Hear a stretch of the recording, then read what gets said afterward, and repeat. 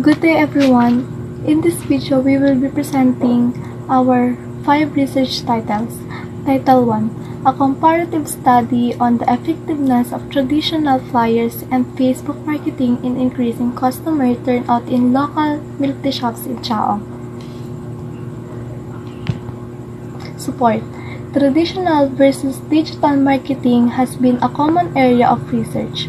Digital marketing, particularly through Facebook, is shown to be more interactive and cost-effective compared to traditional flyers to Fay 2017. According to Statista 2024, 95% of Filipinos aged 16 to 64 use Facebook, making it a viable tool for local businesses. Practicality. This study is practical because many small businesses in rural towns like Chaong rely on affordable and accessible marketing methods. By understanding which method draws more customers, milk tea shop owners can improve their sales strategy with limited resources. Budget. Our estimated budget is 200 pesos to 300 pesos. Printing flyers is 50 pesos. Facebook ad credit is 100 pesos. Transportation, survey materials is 100 pesos. This budget is reasonable and manageable for student researchers. SDG link. SDG 12, responsible consumptions and productions. The study could also be linked to this goal by indirectly addressing the responsible consumptions of products milk tea by understanding how marketing impacts consumer choices and potentially influencing sustainable purchasing decisions. SDG 17, partnerships for the goals. The research itself can be seen as a partnerships between academic and local businesses, contributing to the overall goal of strengthening the means of implementations and revitalizing the global partnerships for sustainable development. Research design. Our research design is comparative quantitative research design because this study will compare the outcomes between two marketing methods using numerical data before and after the campaigns. Data gathering method. Structured survey questionnaire comparing the traditional flyers and Facebook marketing. So let's proceed to title number 2, the relationship of financial knowledge and savings behavior among senior high school ABM learners. Support. Multiple studies show that financial literacy positively impacts students' ability to manage and save money. Busardi and Michelle, 2014, emphasized the importance of early financial education in shaping lifelong saving habits. In the Philippines, DepEd also pushes financial literacy as part of the K-12 curriculum. Practicality. This study is practical because many students in the ABM strand are future entrepreneurs or finance professionals. Estimated budget are 200 to 300 pesos, printing of questionnaires or survey forms 50 pesos. Internet or data load for online surveys or interviews are 105 to 150 pesos. This makes it affordable and achievable for student researchers. SDG link number 4, to ensure inclusive and equitable quality education and promote lifelong learning opportunities for all. SDG 8, decent work and economic growth, promote sustained inclusive and sustainable economic growth, full and productive employment and decent work for all. Research design are correlational research design. The study aims to determine statistically significant relationship between financial knowledge. Last one is data gathering method. Standardized survey questionnaires to measure financial literacy and savings behavior.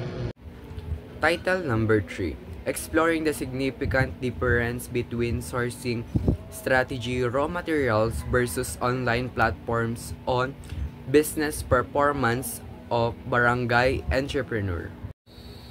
Supporting with citation and link. sourcing strategy directly impact profitability, efficiency, and growth in small businesses.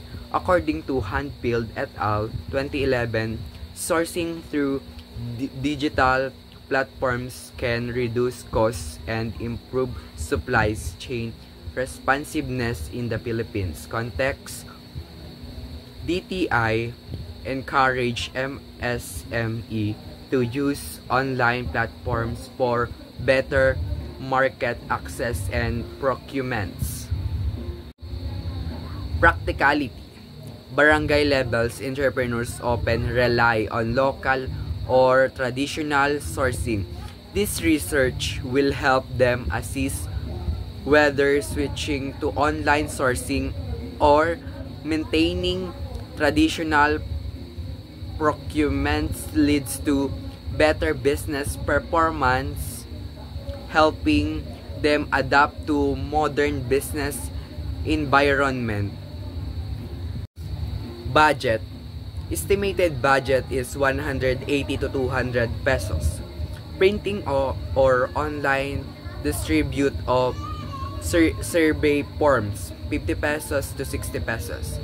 Transportation for fields interview, 30 pesos to 50 pesos. Communication, data load, or recording tools, 105 to 150. SDG link SDG 1 No Poverty Connection. This study helps local entrepreneur identify more cost efficient sourcing strategy. SDG 8 Direct Work and Economic Growth Connection. By comparing traditional and online sourcing, this research promotes innovation in business operation.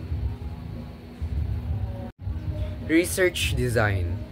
Quantitative comparative research design. The study compare the business performance of two groups, those sourcing raw materials traditionally and those using online platforms to find significant difference. Data gathering method. Survey questionnaire to gather data on sourcing practices and business performance indicators. Title 4. A comparative study of customer satisfaction rating between trained and untrained small businesses in Barangay Lalig. Support is training programs are known to enhance service quality and customer experience according to the International Labor Organization. Business training programs can significantly improve customer satisfaction and operational efficiency. Practicality. This study can help local government unit and business development offices identify and the effectiveness of training programs in improving customer satisfaction. Result may guide the implementation of future training interventions for untrained entrepreneur in the barangay. Budget. Survey printing is 50 pesos. Transportation for data collection is 50 pesos. Miscellaneous is 50 pesos. Estimated total budget is 100 to 150 pesos. SDG link. SDG 8 Decent work of economic growth. Because training improves business skills and customer service, leading to better job and economic growth in the local communities. Second is SDG for quality education. Because providing business training is a form of non-formal education that equips entrepreneurs with practical skills.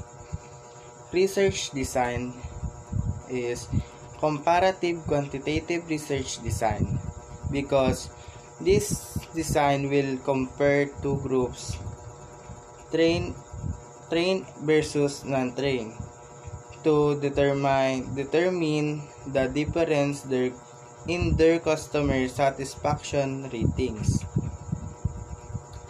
Data gathering method. The structured survey questionnaire will be distributed to customers of both trained and untrained small businesses in Barangay Lalig. Title 5. Examine the relationship between students' knowledge of purchasing strategies and their perceived business confidence level in simulation activities. Support. Understanding purchasing strategies has been linked to better business decision making and confidence in entrepreneurial activity. According to the study by A.I. Sharmari and Walid 2018, students who are occupied